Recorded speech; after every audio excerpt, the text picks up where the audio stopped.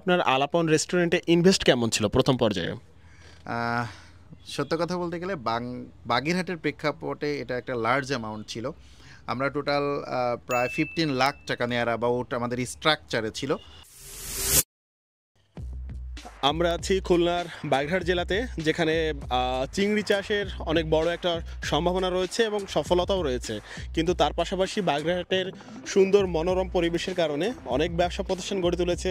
এখানে তারা কিভাবে ব্যবসা গড়ে তুলেছে এবং 2025 সালে এসে আপনি কিভাবে নতুন একটা ব্যবসা শুরু করতে পারেন, তার সব কিছুই জানতে পারবেন এই ভিডিওতে।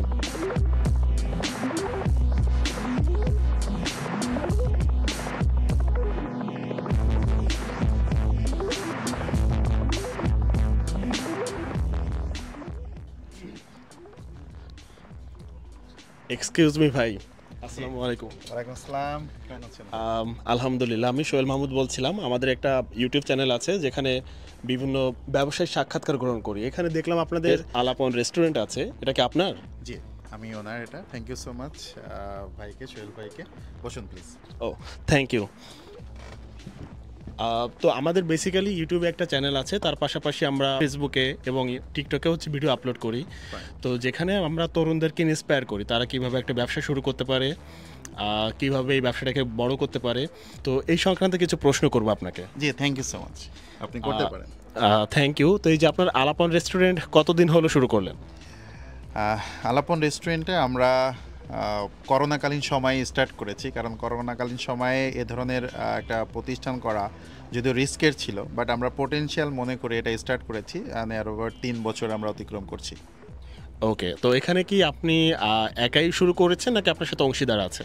আমরা অ্যাকচুয়ালি হচ্ছে যারা ক্ষুদ্র উদ্যোক্তা, অনলাইনের যে রেভলিউশনটা ছিল করোনাকালীন সময়ে, আমরা কয়েকজন উদ্যোক্তা মিলে সাহস করি যে আমরা এ ধরনের একটি প্রতিষ্ঠান করব। সো সেই চিন্তা থেকেই আমরা এই প্রতিষ্ঠানটা করতে পেরেছি।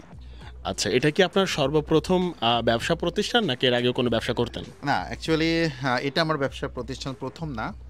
আমি ব্যবসা করতেই পছন্দ করি, বা আমার ব্যবসায়ী হওয়াটাই আমার লক্ষ্য ছিল। সো সেই জায়গা থেকে আমি এর আগে হচ্ছে আমার একটা স্টেশনারি দোকান ছিল। আমি কোচিং পেশার সাথে যুক্ত ছিলাম। তো যখন করোনাকালীন সময় আসে, তখন যেহেতু আমার স্টেশনারি যে দোকানটা ছিল এটা যেহেতু বন্ধ ছিল ওই টাইমটাতে, সো তখন আমি অনলাইনে চলে আসি। এবং অনলাইনে আমি মধু নিয়ে বিজনেস করি, আমার বাগেরহাটের ট্রেডিশনাল ফুড। এই মধুর বিজনেসটা যখন করতে যাই, সো আমি অনলাইনে প্রচুর সময় দিতে থাকি। তো অনলাইনে আমাদের যে একটা সার্কেল বিল্ড আপ হয় বাগেরহাট জেলাতে, আমরা বেশ কিছু তরুণ উদ্যোক্তা সম্ভাবনাময় তাদের সাথে একত্রিত হই, এবং তখন এই প্রতিষ্ঠানটা শুরু হয়। তার মানে এর আগে আমি 3টা বিজনেসের সাথে জড়িত ছিলাম। আচ্ছা, এই যে আগের যে বিজনেসগুলো সেগুলো কি এখনো আছে নাকি বন্ধ করে দিয়েছেন?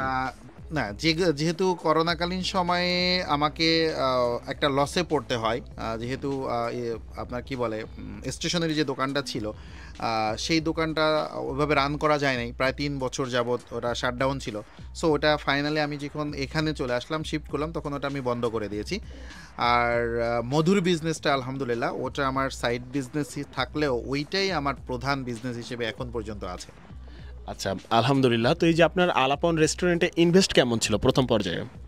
আহ, সত্য কথা বলতে গেলে বাগেরহাটের প্রেক্ষাপটে এটা একটা লার্জ অ্যামাউন্ট ছিল। আমরা টোটাল প্রায় 15 লাখ টাকা নেয়ার অ্যাবাউট আমাদের স্ট্রাকচারে ছিল। তো বাগেরহাটে অনেক খাবারের জায়গা আছে, কিন্তু সেই জায়গায় গিয়ে আপনি যদি 1 ঘন্টা টাইম পাস করতে চান ছেলে মেয়ে নিয়ে বা ফ্যামিলি নিয়ে, সেইটা খুব কম, নেই এক কথায়।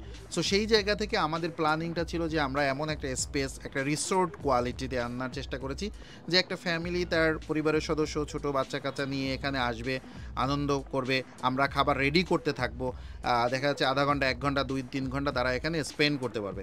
সো সেই জায়গাতে আমরা সাকসেস। সেই জায়গাতে আমরা এখনও আলহামদুলিল্লাহ এলিট শ্রেণী, যারা আমাদের এখানকার ভিআইপি বলতে পারি, অফিসার্স লেভেল আছে, প্রশাসনে যারা আছে, আমার টপ কাস্টমার আমাদের জেল সুপার সাহেব, আমাদের পুলিশ সুপার সাহেব, আমাদের টিওনো স্যার, ডিসি স্যার, ওনারা আমার এখানে এসেছেন। সো এইটা আমার প্রাপ্তি। আমি মনে করি যে এরকম একটা জায়গা ছিল বলেই তারা আসার চেষ্টা করেছে ফ্যামিলি নিয়ে। সো এই জায়গাতে আমি সাকসেস, বাট প্রফিটের দিক থেকে আমরা সাকসেস না। কারণ হচ্ছে বাগেরহাটের মতো জায়গাতে অ্যাভারেজ যে কাস্টমার সেটার জন্য উপযুক্ত না। আচ্ছা, তো এখানে আপনাদের কোন কোন ধরনের প্রোডাক্ট বা আইটেম বা খাবার আইটেম পাওয়া যায়? আচ্ছা, আমরা মূলত স্টার্ট করেছিলাম চাইনিজ ফুড থেকে, এবং পাশাপাশি আমাদের সংযোজন আছে হচ্ছে দেশি ফুড, অর্থাৎ অ্যাজ পার ডিমান্ড আমরা প্রি অর্ডার নিয়ে থাকি। সো প্রি অর্ডারে যে কোনো রকম প্রোডাক্ট, যে কোনো খাবার, দেশি খাবার, চাইনিজ খাবার, এটা আমরা প্রি অর্ডার নিয়ে থাকি। যেমন যারা বাগেরহাট তো একটা ট্রেডিশনাল শহর, ঐতিহ্যের শহর, সো এখানে যদি কোনো গ্রুপ টিম ট্যুর করতে আসে, ট্রাভেল করতে আসে, তারা আমাদের সাথে আগে যোগাযোগ করলে আমরা আমাদের যে ট্রেডিশনাল ফুডগুলো আছে, বাগেরহাটের চিংড়ি মাছ, আলুর দম, চিনির হাঁস বা হাঁসের মাংস, সব ধরনের খাবারই আমরা সাপ্লাই করতে পারি। আর প্রিপারেশন থাকে আমাদের চাইনিজ ফুডের, fried rice, platter, burger, chicken fry, crispy, এই জাতীয় আপনার শেক আইটেম হিসেবে যতগুলো আইটেম আছে, cold coffee, vanilla milk shake, এই জাতীয় সকল রকম ফুড আমরা সাপ্লাই দিয়ে থাকি। আচ্ছা, এই যে আলাপন রেস্টুরেন্টের পাশাপাশি এখন কি আর নতুন কোনো বিজনেসের প্ল্যান আছে কিনা বা এখন করছেন কিনা? থ্যাংক ইউ সো মাচ, এটা একটা চমৎকার প্রশ্ন করেছেন। প্রথম যে দ্বিতীয় কোশ্চেনের সাথে সম্পৃক্ত রয়েছে, যে আমরা আসলে প্রফিটেবল না, তাহলে আমরা কিভাবে চলছি, এটার সাথে আমি মনে করি একটা সম্পর্ক প্রশ্নে আমি এইটার সাথে চেষ্টা করেছি। আমার যে ন্যাচারাল ফুডসের বিজনেস ছিল, আমি এটাকেই আমার পয়েন্ট হিসেবে বেছে নিয়েছি, যেহেতু আমি এখানে বিজনেস করছি। আর রেস্টুরেন্টটা সাধারণত হচ্ছে দুপুরের পর থেকে বা বিকাল টাইম থেকে এখানে গ্যাদারিং হয়। সো সকাল টাইমটা আমি এখানে বসেই, যে আমি ছোট একটা অফিস করে নিয়েছি, এখানে বসেই আমার ন্যাচারাল ফুডস যেগুলো আছে সেগুলো বিজনেস চালাচ্ছি। এখন আমি প্রায় 29টা প্রোডাক্ট বাগেরহাটের অরিজিন সাপ্লাই দিয়ে থাকি। স্পেশালি হচ্ছে বাগেরহাটের নারকেল এবং নারকেল জাত পণ্য। মধুর পাশাপাশি আমরা নারকেলটাকে, বাগেরহাটের নারকেলটা যেহেতু বিখ্যাত, সারা বাংলাদেশে আমরা অ্যাজ এ সাপ্লায়ার হিসেবে কাজ করছি, এবং নতুন ছোট ছোট উদ্যোক্তাদের আমরা ইন্সপায়ার করতেছি যে আপনাদের জেলাতে যেহেতু বাগেরহাটের নারকেলের চাহিদা আছে, সো আমরা আপনাদেরকে ছোট ছোট কোয়ান্টিটিতে সাপ্লাই দিব, আপনারা এটা নিয়ে একজন উদ্যোক্তা হয়ে আপনার এলাকায় ব্র্যান্ডিং করতে পারেন। এবং পাশাপাশি আমরা আমাদের আরেকটা সেক্টর তৈরি হচ্ছে, সেটা হচ্ছে গার্মেন্টস সেক্টর। আমাদের এখানেই আমরা খুব ভেরি সুন, হয়তো উইদিন 1 মান্থ, আমরা 1 মাসের ভিতরে আমরা পাইকারি শুধুমাত্র গার্মেন্টস আইটেম, মেয়েদের 3 পিসটা প্রথমে আসতেছে। এটা এখানে স্টোরিং থাকবে। আমাদের বাগেরহাটের যত ছোট ছোট উদ্যোক্তা আছে, তারা চাইলে আমাদের এখান থেকে এসে পাইকারি মূল্যে, তাকে আর ঢাকা মুভ করতে হবে না, 500, 1000, 10,000 টাকা সে ছোট করে আমাদের এখান থেকে পাইকারি মূল্যে নিয়ে সে বিজনেস স্টার্ট করতে পারে। আমরা অলরেডি এটার কার্যক্রম শুরু করে দিয়েছি। আচ্ছা, এটা খুবই সুন্দর একটা উদ্যোগ এখন, কারণ ঢাকা গিয়ে পণ্য সোর্সিং করে নিয়ে এসে আবার বিক্রি করে এটা অনেক ডিফিকাল্ট হয়ে যায় ছোট ছোট উদ্যোক্তাদের জন্য। আর এখানে হচ্ছে আপনার সিগনেচার প্রোডাক্ট এখন বেসিক্যালি হচ্ছে নারকেল এবং নারকেলজাত পণ্য, নারকেলজাত পণ্য, মধু পাশাপাশি রয়েছে। এছাড়াও আমরা ন্যাচারাল ফুড, যেগুলো মানুষের আমি যেটা বলে যে হেলদি, মানে স্বাস্থ্যসম্মতভাবে বেঁচে থাকার জন্য যে প্রোডাক্টগুলো আমাদের প্রয়োজন, আমি চেষ্টা করছি সবগুলোকে ইনক্লুডিং করার জন্য। এর ভিতরে আমি যদি একটু লিস্ট বলি, যেমন ফার্স্ট প্রায়োরিটি রয়েছে আমাদের মধু, এরপরে আমাদের খাওয়ার উপযোগী নারকেল তেল, যেটা আমি নিজেই করছি, আপনি হয়তো দেখেছেন যে নারকেল শুকানো হচ্ছে এখনও। এর পাশাপাশি আমরা আমাদের বাগেরহাটের খেজুরের গুড়, তালের গুড়, দেশি উৎপাদিত তাল মিশ্রি, যেটা আমি খুব ভালো রেসপন্স পাচ্ছি, যেটা আমরা ভারতের দুলাল ভাড়ের তাল মিস্ত্রির উপর ডিপেন্ডেবল ছিল, আমরা কিন্তু তাল মিস্ত্রিটা স্থানীয়ভাবে উৎপাদন করছি। সো এটাতে আমার খুব ভালো একটা ফিডব্যাক আসতেছে। এরপরে চিয়া সিড, তারপরে হচ্ছে আমাদের তালের গুড়, ন্যাচারাল খেজুরের গুড়, সিজনাল যে প্রোডাক্টগুলো আছে, বাগেরহাটের চিংড়ি মাছটা নিয়ে স্পেশালি কাজ করছি, বাগেরহাটের চুই ঝাল নিয়ে কাজ করছি। এরপরে আমাদের লাল চাউল, অর্থাৎ ফাইবারযুক্ত লাল চাউল, লাল চাউলের আটা, এই ধরনের প্রোডাক্টগুলো আলহামদুলিল্লাহ এখন নিয়মিতভাবে আমার কাছ থেকে নিয়ে উদ্যোক্তারা বিজনেস করছে। আচ্ছা, আপনাদের বিজনেসটা কি শুধুমাত্র অফলাইন নাকি অনলাইন ভিত্তিক আছে? না, আমি আমার দুইটা সেক্টরে, আসলে অনলাইন বলতে যেটা বোঝায় আমাদের একটু মানে এখানে আর একটু ক্লিয়ার হওয়া দরকার। আমরা মনে করি যে অনলাইনে অর্ডার করলেই সেটা শুধুমাত্র অনলাইন, বিষয়টা আমার কাছে এমনটা মনে হয় না। আই ডোন্ট নো যে অন্যজন কীভাবে নেবে। আমরা প্রথম যখন একজন কাস্টমারের সাথে অনলাইনে কানেক্টেড হতে পারি, অনলাইন হচ্ছে একটা মিডিয়া, কানেক্টেড হওয়ার পরে নেক্সট টাইম সে কিন্তু আমাকে জাস্ট একটা ফোন করে বলতেছে আমার এই প্রোডাক্টটা লাগবে, পাঠিয়ে দেন। দ্যাট মিনস ওটা কিন্তু আমি অফলাইনে হচ্ছে।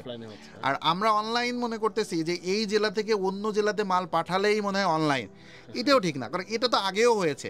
আমাদের খুলনা, যখন আমাদের এখানে নদীমাতৃক দেশ, আমরা জানি ট্রলারে করে খুলনা থেকে মাল আসতো, তাই না? তো ওটাও তো অন্য জায়গা থেকে বাগেরহাটে মাল এসেছে। তো সেই হিসেবে তো ওটাও অনলাইন ছিল। আসলে অনলাইন একটা মাধ্যম, যেমন আমরা আগে টেলিভিশনে বিজ্ঞাপন দেওয়া হতো, এখন ওই বিজ্ঞাপনটা আমরা ফেসবুক, ওয়েবসাইট, অনলাইনের মাধ্যমে দিচ্ছি। এই বিজনেস ক্রাইটেরিয়াটা নতুন তৈরি হয়েছে। তো সেই ক্ষেত্রে আমাদের বিজনেস অনলাইন অফলাইন দুইটা বেসমেন্টেই আছে, এবং আমি মনে করি একজন উদ্যোক্তার যদি সে অফলাইনে পূর্বে করে থাকে তাহলে অবশ্যই তাকে অনলাইনে আসতে হবে বিজনেস করার জন্য বা মার্কেটিংয়ের জন্য। আর যিনি অনলাইনে আছেন তাকে ব্র্যান্ড করার জন্য অবশ্যই অফলাইনে আসতে হবে, একটা অন্যটা ছাড়া হবে না, মুদ্রার এপিট আর ওপিট। আচ্ছা আচ্ছা, খুব সুন্দর কথা বলেছেন। আসলে অনলাইনে আমাদের সবার মধ্যে একটা ভুল ধারণা ছিল, সেটা আশা করি এখন ক্লিয়ার হয়েছে। তো এখন যারা তরুণ উদ্যোক্তা হতে চায় বা ব্যবসা শুরু করতে চায় তাদের ক্ষেত্রে আপনার কি পরামর্শ হবে? Very good question. এটা মানে খুব স্পেসিফিকলি বলতে হয় যে এটা প্রয়োজন। প্রথম কথা হচ্ছে নতুন যারা আছে চাই হবে না, আমি বলবো যে এটা চাইতেই হবে। কারণ আমাদের বাংলাদেশের যে প্রেক্ষাপটটা, এই প্রেক্ষাপটে আমাদের উদ্যোক্তা হওয়াই সবচেয়ে বেস্ট ক্যারিয়ার, এবং এই উদ্যোক্তাটা আপনাকে ছোট করে শুরু করতে হবে। আপনাকে অনেক কিছু করতে হবে, আমাকে অফিস নিতে হবে, আমাকে ডেকোরেশন করতে হবে, ভালো একটা চেয়ারে বসতে হবে, এটা না। আপনি চাইলে 5,000 টাকা নিয়ে আপনার স্থানীয়ভাবে যদি কোনো ব্র্যান্ডিং প্রোডাক্ট থেকে থাকে আপনি সেই প্রোডাক্টটা নিয়ে অল্প করে শুরু করে দেন, অথবা যে প্রোডাক্টটা বাংলাদেশে চাহিদা আছে সেই প্রোডাক্টটা নিয়ে আপনার নিজ এলাকাতে শুরু করে দেন। তাহলেই আপনি ইন ফিউচারে যখন এটাকে আপনি কন্টিনিউ করবেন আপনার একটা ব্র্যান্ড দাঁড় হবে এবং আপনি ভালো একজন বিজনেসম্যান তৈরি হবেন। এবং এখানে আর একটা কন্ট্রাডিকশন থাকে যে উদ্যোক্তা না ব্যবসায়ী। আসলে আমি মনে করি আপনি যদি উদ্যোক্তা হতে চান তাহলে ফার্স্ট আপনাকে ব্যবসায়ী হতে হবে। কারণ আপনার কাছে আমাদের কাছে যদি অনেক পুঁজি থাকতো তাহলে তো আমরা এত কিছু করার দরকার ছিল না। সো আমাদের যেহেতু পুঁজি নেই তাহলে আমাদেরকে পুঁজি মেক করতে হবে, আর পুঁজি মেক করার সহজ উপায় হচ্ছে বিজনেস করা। তো আপনি প্রথমে ধরেন আমি নারকেল নিয়ে এখন বিজনেস করছি, আমি বাজার থেকে নারকেল কিনছি 10 টাকা করে, 15 টাকা বিক্রি করছি, তাহলে আমার 5 টাকা প্রফিট হচ্ছে। আমি যখন এটা প্রফিট জমিয়ে আমি হয়তো 1 লক্ষ টাকা জমাতে পারলাম বা আমার পুঁজি হলো, তখন আমি চেষ্টা করবো এই নারকেল থেকে কোকোপিট উৎপাদনের মেশিন বসাতে, দেন আমি একজন উদ্যোক্তা। তার মানে আমি যদি প্রথমেই ব্যবসা করি তাহলে আমার জন্য পুঁজি গঠন করা সহজ এবং পরে উদ্যোক্তা হওয়া সহজ। এবং পৃথিবীতে যারাই এখন স্বনামধন্য উদ্যোক্তা তারা একসময় ব্যবসা আগে করেছে, ব্যবসা করেই উদ্যোক্তা হয়েছে। আর উদ্যোক্তা যারা হয়েছে তাদের ব্যাকগ্রাউন্ড অনেক মজবুত ছিল, তাদের বাবার সম্পত্তি ছিল অথবা নিজের টাকা ছিল, তাদের মাধ্যমে হয়েছে। ফাইনালি জানতে চাই যে ব্যবসা করতে গিয়ে বা বিভিন্ন ধরনের উদ্যোগ গ্রহণ করতে গিয়ে কখনো বাধার সম্মুখীন হয়েছেন কিনা? জি ডেফিনেটলি, অবশ্যই বাধা ছাড়া তো আপনি সামনে অগ্রসর হতে পারবেন না। আমি এই যে প্রতিষ্ঠানে আপনারা বসে আছেন এটা একটা ব্যাপক বাধা ছিল।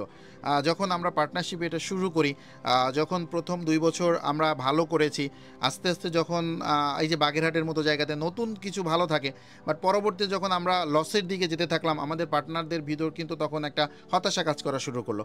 এবং যেহেতু আমি এটার উদ্যোক্তা ছিলাম সো প্রেশারটা কিন্তু আমাকে নিতে হয়েছে। তারা তাদের ইনভেস্টমেন্ট রিটার্ন চেয়েছে। সো তখন একটা পর্যায়ে যে এই প্রতিষ্ঠানটা টিকবে কি টিকবে না, মানে এই প্রতিষ্ঠানকে আমরা যেহেতু লসের দিকে যাচ্ছে তাহলে কি আমরা বিক্রি করে ছেড়ে দিব কিনা। তো আমি চেষ্টা করেছি যে ওই বাধাটা অতিক্রম করার জন্য আমরা তাদের ইনভেস্টমেন্ট যতটুকু যার সম্ভব তাদেরকে ইনভেস্টমেন্ট রিটার্ন করে দেওয়া, এবং আমি নিজে অন্য অন্য বিজনেসের মাধ্যমে এখানে ওই ইনভেস্টটা ধরে রেখে বিজনেসটাকে ধরে রাখার চেষ্টা করেছি। সো এটা আমার জীবনের অবশ্যই অনেক বড় একটি বাধা। এছাড়াও ওই মধুর বিজনেসের কাজ করতে গিয়েও আমরা দেখেছি যে মধুর কোয়ালিটি মেনটেন করা, মানুষের যে মানে নেগেটিভিটি চর্চা, এই জিনিসগুলো সবচেয়ে বড় বাধা। যে আপনি একটা কাজ করতে যাচ্ছেন মানুষ আপনাকে নেগেটিভলি অ্যাপ্রোচ করছে, এইটা সবচেয়ে বড় বাধা। সো এইটা আমাদেরকে অতিক্রম করতে হবে। আপনার এই যতগুলো প্রতিষ্ঠান আছে সবগুলোর অ্যাভারেজ আপনার বিক্রি হয় কেমন সকল প্রোডাক্ট নিয়ে? হ্যাঁ আলহামদুলিল্লাহ, আমি আসলে এখন আপনারা আরেকটা জিনিস জানেননি, আমরা ইতিমধ্যে এটা একটা সিকোয়েন্স, আমরা একটা হোটেলও করেছি যে এখান থেকে যখন দেখছি যে আমাদের রেস্টুরেন্ট বিজনেসটা বাগেরহাটে ভালো না, তখন আমরা এটাকে ফাইন্ড আউট করার চেষ্টা করেছি যে কীভাবে এটা পরিত্রাণ পাওয়া যায়। সো এইটার একটা অংশ বলতে পারেন যে আমরা বাগেরহাট শহরের ভিতরে একটা হোটেল করেছি। সো ওইখানে কিন্তু আমাদের একটা ভালো ফিডব্যাক আসতেছে। তা আমি এখনও বলবো যে আমাদের আসলে আমরা এখনও প্রফিটে যেতে পারছি না, 3 বছর হয়ে গেছে আমরা প্রফিটে নেই, বাট আমাদের ইনভেস্টটা যদি রিকভার হয় এর জন্য আমরা টার্নিং করছি বারবার। আর সেলের কথা যদি বলেন, এটা তো আমার পার্সোনালি যতগুলো বিজনেস আছে বিশেষ করে ন্যাচারাল ফুডস, রেস্টুরেন্ট, এই সেলগুলো মিলে ইন অ্যাভারেজ আমি 3 থেকে 4 লাখ টাকা সেল করি মান্থলি এখন। আচ্ছা, which is very good amount. তো অনেক ভালো লাগলো আপনার সাথে কথা বলে। আপনার ব্যবসার সাফল্য কামনা করি এবং অনেক আরও উত্তরোত্তর অনেক বৃদ্ধি হোক, সম্প্রসারিত হোক। দোয়া করবেন আমাদের জন্য, আপনার জন্য শুভকামনা রইল। আসসালামু আলাইকুম। ওয়ালাইকুম আসসালাম। থ্যাংক ইউ আসল ভাই, আপনাদের ইউটিউব চ্যানেলের জন্য অনেক অনেক শুভকামনা। You tell me I'm someone you want, you tell me I'm something you need, but Baby, you know that I'm bad for you, yeah. Why you gotta be so nice?